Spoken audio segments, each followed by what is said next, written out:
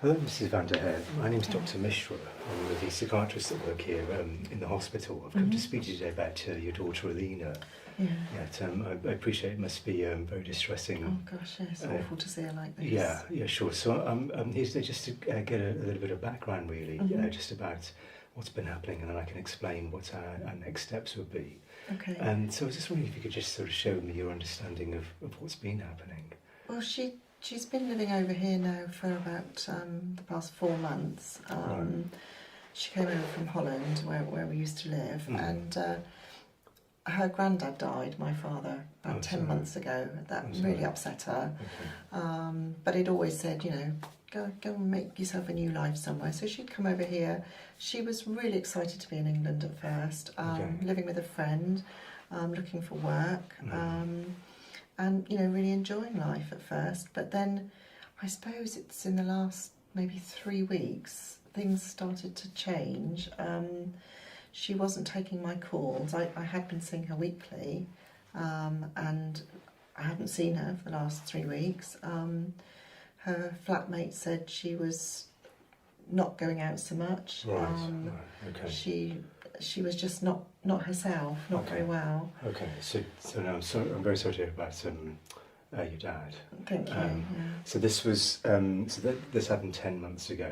Yeah. And then Alina came to the UK about 4 months ago. That's right. Yes. Okay, and then initially, when she first came here, it sounds as if she was. Yeah, she was quite excited about being in a new country. And, Okay. Yeah. Okay. And what kinds of things was she doing at that time? Well, she was. I mean, the flatmate that she was living with, she was really good, taking her out to meet people and encouraging her to sort of apply for jobs. I mean, she hadn't found anything yet, but you know, at first, yeah, it was all very exciting. Okay. So, yeah. Okay.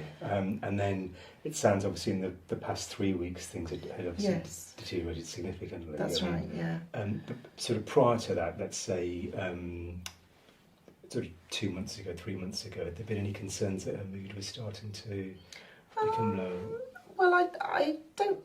We weren't really worried about her. No, I think she was okay. I mean, I think she had been on some medication from previously. Right. I'm not sure if she was taking it. Okay. No, I'd like to ask you about that in a second. So, and the friend that she was living with, I mean, had that friend hadn't made any observations at all as to what was Not in happening? the early days. I mean, I think they were getting on well, and then it's, as I say, it's the last sort of 3 to 4 weeks things started to change. Really. Okay. And just in terms of her mood generally, did the friend comment that her moods were particularly? She was, she'd started to, her mood had definitely dipped. She'd stopped going out, and was becoming housebound really. So, right. Okay. And then was she? Did the friend comment? Was she managing to eat at all, or? She had been, but the last sort of week, really, things. Yeah, she wasn't eating. She, you know, there's food in the fridge that's going off, and she just wasn't looking after herself at all. And how about sleep generally? Her friend has said that she didn't think she was sleeping very well. She could hear her sort of up at night, and wasn't going to bed until really late. And And was the friend with her all throughout this whole period, or she had been, but recently she's had to move away for work temporarily. So Alina's been on her own for a little while now. Okay. No, that makes sense. Okay. Had the friend ever made any comments? Because obviously it sounds as if the friend was worried about Alina. Yes, she was. Had Alina ever made any comments about not wanting to be here at all? No, not that I'm aware of. No. Okay.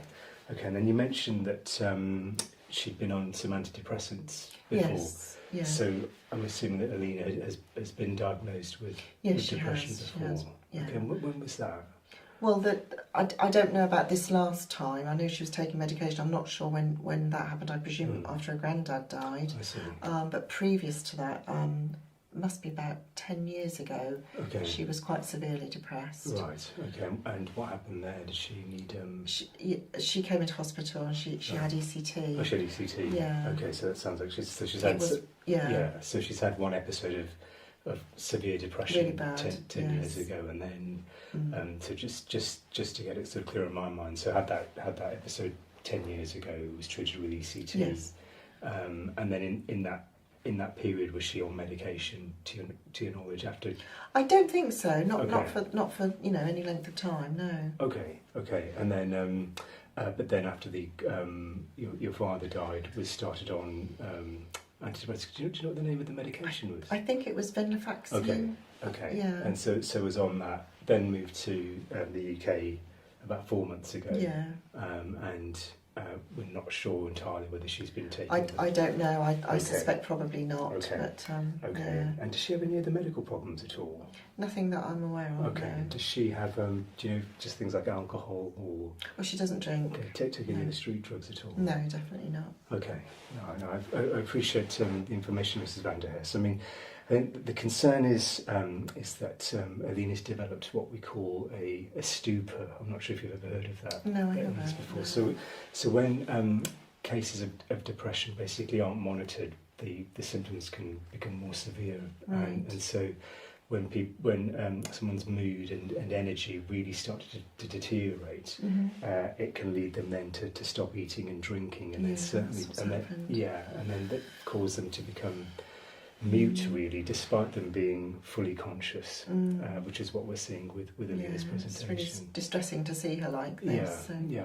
So really, our next steps would be to make sure that she's physically stable. So that's the first thing, and would be encouraging her to eat food and just ensure that she's adequately hydrated on the ward. Right. If there are concerns that she's refusing that or not improving, then we may need to look at a treatment like ECT. Okay. And if she's not isn't demonstrating the capacity to consent to that, then we would need to look at detaining her to administer that. Okay. If she improves, then we'd obviously be wanting to restart the venlafaxine medication as well, and then continue to follow her up under a mental health team here. Right. Okay. Thank you very much. Yeah, thank you. Okay.